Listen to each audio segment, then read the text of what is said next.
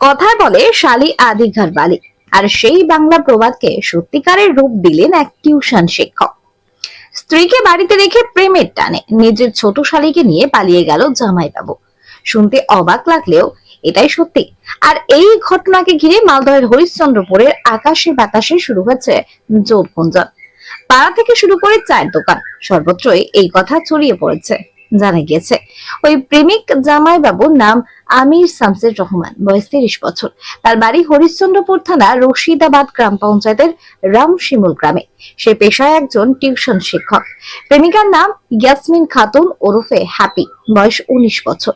তার বাড়ি হরিশ্চন্দ্রপুর থানার তুলসীহাটা গ্রাম পঞ্চায়েতের পারো গ্রামে। গত 27 মে সোমবার সন্ধ্যায় শালীকে নিয়ে অজানার উদ্দেশ্যে পাড়ি দেয়। আবার এই ঘটনার সাক্ষ্য দিতে প্রেমিক নিজের ফেসবুকে দুই স্ত্রীকে নিয়ে রিলস পোস্ট করেছে। সঙ্গে রয়েছে 2 বছরের কন্যা সন্তানও। রিলস এর ব্যাকগ্রাউন্ডে চলছে এ আর রহমানের গান তু হ্যায় মেরা হি সংসার সারা। আবার অন্যদিকে প্রেমিক প্রেমিকা চুম্বনের এক ছবি সমাজ মাধ্যমে ভাইরাল হয়েছে। ছবির সত্যতা যাচাই করেনি আমাদের সংবাদ মাধ্যম।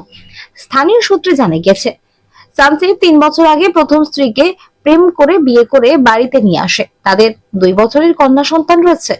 বিয়ের 1 বছর পর ছোট শালীর প্রেমে পড়ে শামসুর। একসঙ্গে হোটেলে রেস্টুরেন্টে খেতে যাওয়া, হাত ধরে পার্কে ঘুরতে যাওয়া ও রাত কাটানো কতই কিনা করেছে তারা।